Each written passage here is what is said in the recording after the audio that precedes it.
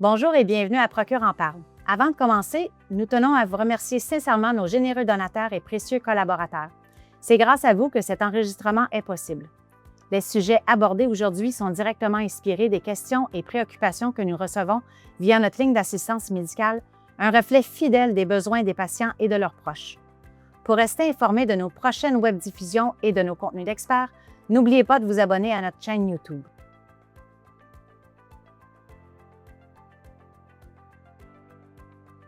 Bonjour, je suis le docteur Tarek Ijal et je suis radio-oncologue au Centre universitaire de santé McGill, ici à Montréal.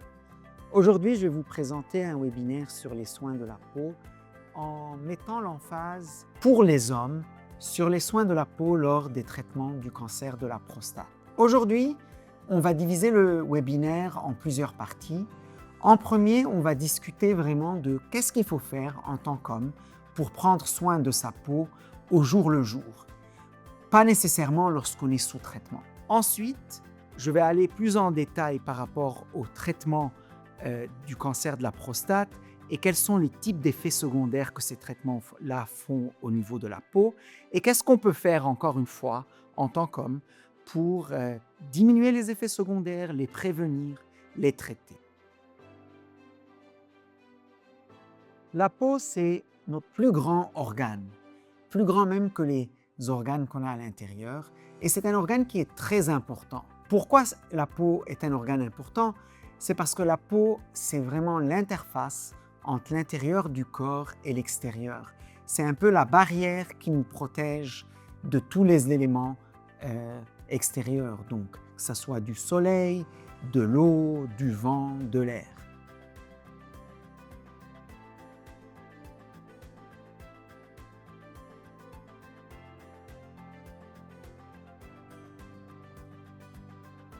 Comme on veut avoir un corps en santé, on veut aussi avoir une peau en santé.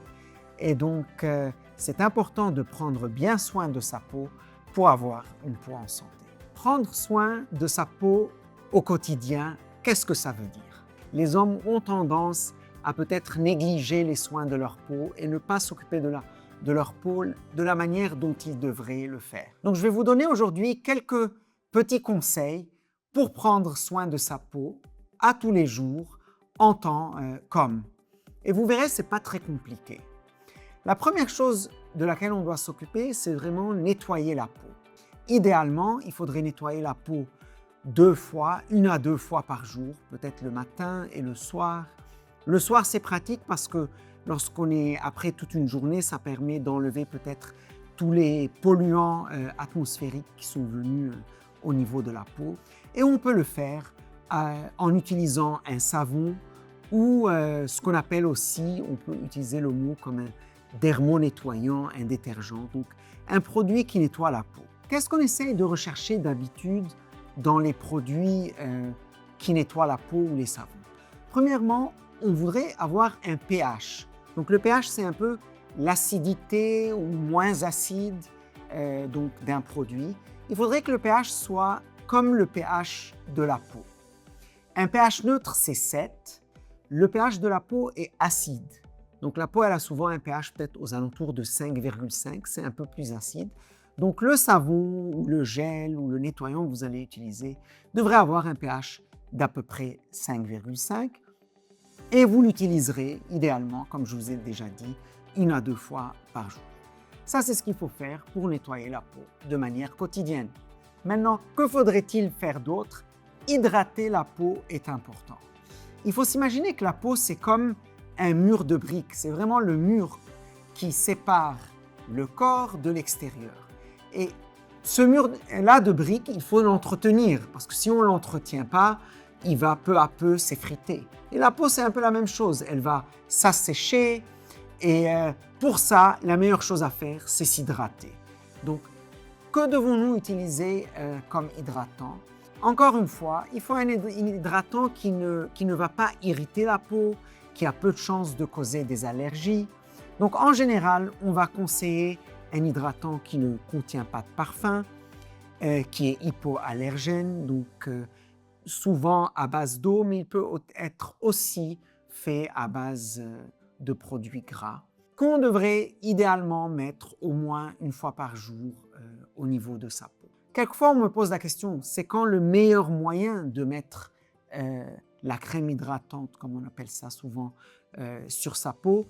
Eh bien souvent, c'est après s'être douché, après avoir pris une douche, parce qu'à ce moment-là, la peau est très humide avec l'eau et donc mettre la crème hydratante sur la peau peut permettre de garder l'humidité dans la peau. Parce que ce qui arrive, c'est que tout ce qu'il y a à l'extérieur, comme je vous l'ai dit, tend à assécher la peau, donc on veut essayer de la garder la plus humide possible, de garder ce mur-là de briques en bon état.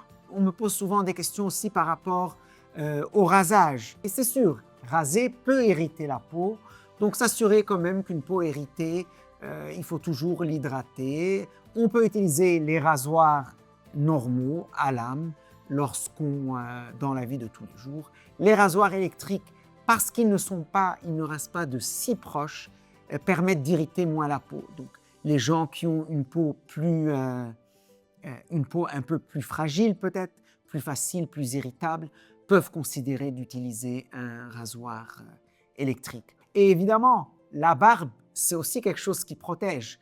La barbe protège du soleil, protège des éléments extérieurs, donc c'est toujours aussi une option avoir une barbe qui va protéger cette peau-là. Après ça, la troisième chose, je dirais la plus importante, c'est la protection de la peau. Et ça, c'est la protection contre le soleil. Donc on en parle souvent dans le contexte du cancer de la peau, et c'est tout à fait vrai. C'est important de protéger la peau avec une crème solaire pour éviter ou diminuer le risque de cancer de la peau.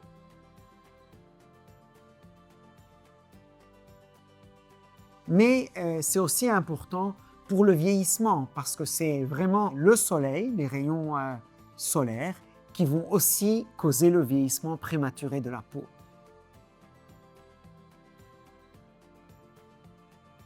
Donc en mettant une crème solaire, on va pouvoir limiter le vieillissement de la peau et la protéger contre diminuer le risque de cancer de la peau. Qu'est-ce qu'on se conseille d'habitude? Que l'on mette une crème avec un SPF, donc ça c'est l'indice de protection, de 30 et plus. Donc quelque chose comme 30, 50, 60. Et ceci devrait être assez pour protéger la peau. Il faut les mettre évidemment là où la peau est exposée. Souvent ce sont les mains, les bras, le visage. Donc lorsqu'on compte sortir. Évidemment la peau exposée au soleil, vu que c'est une peau déjà qui est plus fragile, on va aussi recommander, donc on parle plus les mains, les bras, le visage, on va aussi recommander de la protéger du soleil parce que il y a quelquefois quelques traitements qui peuvent rendre la peau même plus sensible au soleil. Donc il vaut mieux toujours la protéger avec un SPF 30, donc comme crème solaire. Ça, c'est les 3 choses les plus importantes. Donc je vais les répéter, nettoyer, hydrater et protéger la peau. Finalement, on me pose souvent la question, est-ce qu'il y a des produits qu'on doit utiliser? Est-ce qu'il y a des marques qu'on doit utiliser? Est-ce qu'il y a des produits qu'on doit éviter? Et à vous dire la vérité, pas vraiment. C'est-à-dire, comme je vous ai dit, ce qu'on veut, c'est que la peau ait les produits les plus neutres possibles, les plus hypoallergènes, sans couleur, sans parfum, mais il n'y a pas vraiment certains produits qu'on doit favoriser ou certaines marques qu'on doit favoriser par rapport à d'autres. Parce que lorsqu'on voit toutes les études qui sont faites par rapport aux crèmes et qu'on veut commencer à utiliser certains produits, l'aloe, le calendula, etc., souvent on voit qu'ajouter ces produits-là ne change pas grand-chose. Donc il faut vraiment rester à la base comme je vous l'ai décrite. Donc c'est vraiment ça qu'il faut faire. Au contraire, pensez-y, plus on a des additifs, plus on a des produits, plus on a de chances d'irriter la peau, de causer des allergies. Donc on veut vraiment essayer d'éviter tout ça. Donc maintenant qu'on a vu un peu la routine de tous les jours, je crois qu'on va aller plus en détail sur les différents traitements pour le cancer de la prostate, expliquer un peu les effets secondaires cutanés, c'est-à-dire qui peuvent arriver au niveau de la peau, des ongles ou des cheveux, et donner quelques conseils par rapport aux soins de la peau. Un des moyens de traiter le cancer de la prostate, c'est la chirurgie. Donc pour la chirurgie, en général, il pourrait y avoir quelques incisions. Donc les incisions, c'est là où le chirurgien doit couper pour pouvoir faire l'opération. Les gens peuvent se poser quelquefois la question, qu'est-ce qu'on fait avec les cicatrices? Donc les cicatrices post-chirurgicales. Est-ce qu'il y a quelque chose que l'on peut mettre sur la cicatrice pour aider la cicatrisation? Et oui, il y a des études ont montré que les crèmes à base de silicone peuvent aider dans la cicatrisation, à accélérer celle-ci. Donc, voici quelque chose que l'on peut utiliser donc, au niveau de la peau après s'être fait opérer. Un autre moyen de traiter le cancer de la prostate, c'est la radiothérapie. Lors de la radiothérapie, au lieu d'enlever la prostate comme on fait lors de la chirurgie, on va utiliser des faisceaux de rayons qui vont aller détruire les cellules cancéreuses. On veut qu'elles endommagent les cellules cancéreuses. Ces rayons-là peuvent aussi endommager les cellules normales, que ce soit les cellules et les tissus normaux à l'intérieur du corps, donc on parle de la vessie, du rectum, donc les tissus qui sont à l'intérieur du bassin, mais aussi la peau qui est à l'extérieur. Heureusement pour les hommes, les traitements de radiothérapie sont devenus beaucoup mieux depuis les 15 à 20 dernières années. Et donc, on voit, grâce à toutes ces nouvelles technologies, que l'on peut réduire les effets secondaires des traitements de la radiothérapie. Un autre traitement qui est très souvent utilisé en cancer de la prostate, c'est l'hormonothérapie. Je ne vais pas aller dans les détails scientifiques de l'hormonothérapie parce qu'il y a plusieurs types d'hormonothérapie et ils sont de plus en plus développés et de plus en plus efficaces. Mais je vais vraiment en parler comme une certaine catégorie. Donc ça, c'est des médicaments que l'on peut prendre par exemple en injection. Et le but de l'hormonothérapie est de diminuer le niveau de testostérone dans le sang. Et ceci est important parce que la testostérone peut être un moteur de croissance du cancer de la prostate. Donc en diminuant ou en bloquant la testostérone, on est capable d'éviter les rechutes du cancer de la prostate. Mais l'hormonothérapie a aussi des effets secondaires. Des effets secondaires sur la peau et sur d'autres systèmes du corps, mais aujourd'hui on va vraiment mettre l'emphase sur la peau, les cheveux, les poils. Que peut faire l'hormonothérapie? Très souvent, c'est un assèchement de la peau que l'on peut voir avec l'hormonothérapie et donc quelque chose qui peut déranger les patients et qui peut aussi, lorsque la peau est sèche, c'est une peau qui pique et qui gratte beaucoup plus. Qu'est-ce qu'on peut faire? Alors pour ça, c'est surtout l'hydratation. L'hydratation est encore une fois utiliser peut-être un dermonettoyant donc qui soit quand même hydratant. Ceci peut être une bonne option, surtout si la peau gratte, d'utiliser plutôt, au lieu d'utiliser un gel ou au lieu d'utiliser un savon, d'utiliser vraiment une crème nettoyante qui non seulement nettoiera, mais aussi permettra de garder l'hydratation de la peau. Deuxième chose, c'est l'hydratation avec une crème hydratante. Et cette fois-ci, on ne parle plus seulement de la zone traitée, on est en train de vraiment parler de toute la peau parce que l'hormonothérapie est un traitement systémique et donc qui peut affecter toute la peau. Et donc, si on veut hydrater, il faut vraiment hydrater toute la peau. Il y a des nouveaux médicaments d'hormonothérapie, donc ça sont un peu différents de l'hormonothérapie classique. Ce sont les nouveaux médicaments de nouvelle génération qui sortent.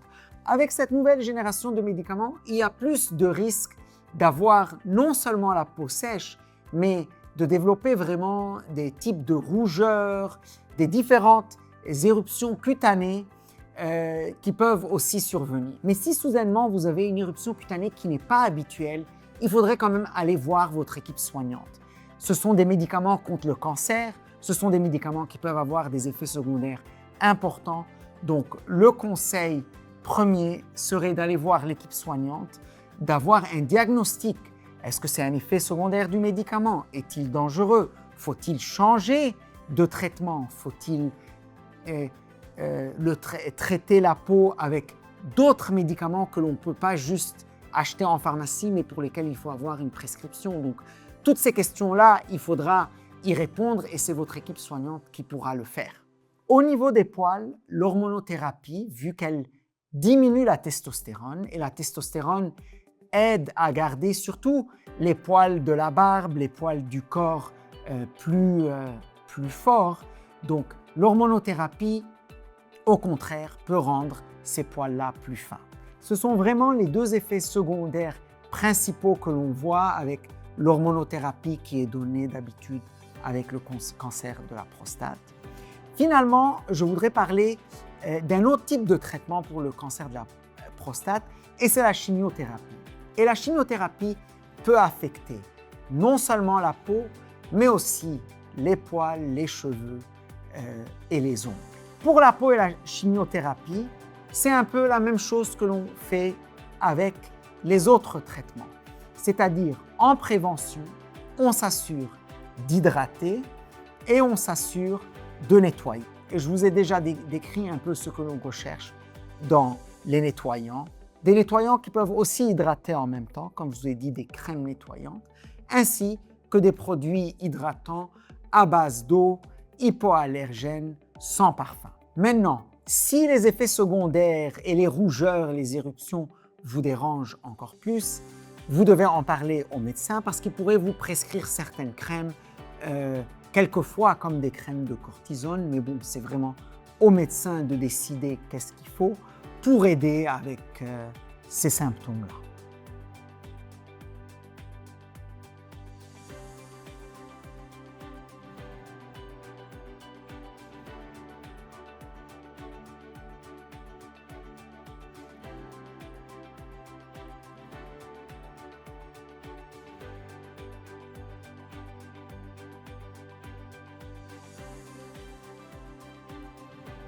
Par rapport aux ongles, donc, une des chimiothérapies utilisées en cancer de la prostate peut affecter les ongles, peut affecter la croissance des ongles, peut causer une fragilité au niveau des ongles, causer des lignes au niveau des ongles. Donc, il y a plusieurs choses qui peuvent arriver. Sinon, souvent, on va en arriver où les ongles vont devenir un peu plus fragiles. Quelquefois, ils vont même tomber. Évidemment, on continue, même s'ils tombent, on peut toujours même mettre la crème que l'on met sur les mains, la mettre au niveau des ongles. Que pouvons-nous faire? En prévention, un des conseils est de garder le bout des doigts froid. Donc, il y a certains systèmes qui permettent de garder le bout des doigts froid et ceci peut diminuer la toxicité de la chimiothérapie au niveau des ongles.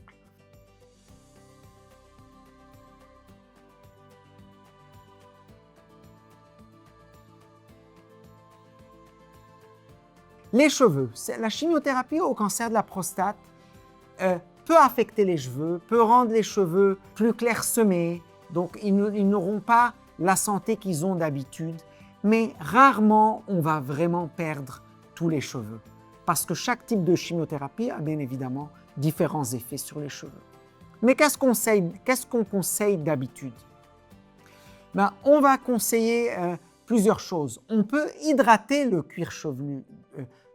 Donc on peut quand même utiliser, c'est plus compliqué d'utiliser des crèmes qui sont très épaisses, mais on pourrait utiliser quelque chose qui est moins épais, comme une lotion au niveau du cuir chevelu, surtout l'avant du cuir chevelu, pour aider donc avec l'hydratation de celui-ci. On continue à favoriser des shampoings qui sont peut-être, encore une fois, doux, hypoallergènes, sans parfum. Donc, essayez de limiter le nombre d'ingrédients dans les produits que vous utilisez pour, encore une fois, aider par rapport à ça. Donc, c'est vraiment juste pour garder le cuir chevelu bien hydraté et non irrité. Bien évidemment, les effets secondaires de la chimiothérapie ne s'arrêtent pas seulement à la peau et aux ongles. La chimiothérapie peut avoir des effets secondaires au niveau du système sanguin, des organes, et votre équipe médicale qui vous donne la chimiothérapie va évidemment vous suivre de manière régulière, suivre vos tests sanguins de manière régulière pour s'assurer qu'il n'y a pas de problème et rectifier les problèmes qui peuvent se développer. Donc voici en quelques minutes, je vous ai vraiment fait un résumé des effets secondaires des traitements pour le cancer de la prostate, ainsi de ce qu'on peut faire pour prévenir et aider avec les effets secondaires cutanés de ces traitements-là. Donc, pour tous les traitements que vous recevez, peut-être je voudrais aussi ajouter qu'il y a certaines fois, mais c'est extrêmement rare, qu'il y ait des réactions de la peau pour lesquelles il faut un traitement d'urgence. Ça reste très rare, mais si jamais il y a de la fièvre en même temps qu'une irritation de la peau, qu'une rougeur, ou qu'il y ait des cloques, ou qu'il y ait de la douleur lorsqu'on touche la peau, alors à ce moment-là, il faut vraiment voir votre équipe soignante pour voir s'il y a des traitements d'urgence qui doivent être faits. Ça reste extrêmement rare, mais ça devrait vraiment être géré par l'équipe médicale. Sinon, premièrement, les peaux de couleur. Donc, les peaux de couleur plus foncées, ce sont des peaux pigmentées, c'est-à-dire il y a des cellules qui vont produire la couleur de la peau. Et ces cellules-là peuvent aussi être affectées par les traitements anticancéreux. Dans certains cas, elles peuvent produire plus de pigments, donc plus de couleurs. Dans d'autres cas, elles peuvent produire moins de pigments, moins de couleurs. Donc oui, on peut voir des changements d'une peau colorée, d'une peau noire, d'une peau de couleur pendant les traitements et elle peut devenir plus foncée, quelquefois un peu plus claire. Mais il y a aussi une autre chose qu'il faut noter pour les patients qui ont une peau de couleur, c'est que quelquefois les éruptions cutanées, les rougeurs sont plus difficiles à voir et on ne devrait même pas les qualifier de rougeurs parce que ce n'est pas vraiment quelque chose de rouge qu'on voit. Ce sont des changements de la peau mais qui sont différents. Donc il faut non seulement que les patients réalisent que les effets sont légèrement différents, mais il faut aussi que leur équipe soignante soit à l'affût qu'une peau de couleur, les diagnostics de troubles de la peau lors des traitements anti-cancer de la prostate pour une peau de couleur sont plus difficiles à faire. Donc il faut vraiment être à l'affût par rapport à ça. En conclusion, donc, j'aimerais vous rappeler que quand vous avez un cancer de la prostate, il peut y avoir des effets secondaires au niveau de votre peau, de vos cheveux et de vos ongles. Et ça, c'est tout à fait normal. C'est toujours une bonne idée, on vous conseille bien évidemment de prendre soin de votre peau. Parce que prendre soin de votre peau, c'est vous sentir mieux dans votre peau et ça va vous aider pendant vos traitements contre le cancer de la prostate. Évidemment, il se peut que vous ayez des questions, vous ayez des symptômes qui apparaissent, vous ayez certains soucis. Il ne faut pas hésiter à parler à son équipe soignante, son infirmière, son médecin. Il y a aussi Procure qui a une ligne téléphonique 7 jours sur 7, 365 jours par année, où des infirmières spécialisées en urocancérologie pourront répondre à vos questions. Donc n'hésitez surtout pas d'utiliser soit leur ligne téléphonique, soit leur service web pour vous renseigner et pour avoir du support. Bien évidemment, prendre soin de vous fait aussi partie de votre lutte contre votre cancer de la prostate. À tous nos auditeurs, merci de votre présence. Nous espérons que ce webinaire vous a été à la fois utile et instructif. Si vous avez des questions ou des préoccupations, n'hésitez pas à communiquer avec notre ligne d'assistance médicale, un service gratuit et confidentiel disponible 7 jours sur 7. L'équipe dévouée d'infirmières de Procure est là pour vous accompagner. Pour en savoir plus, visitez procure.ca.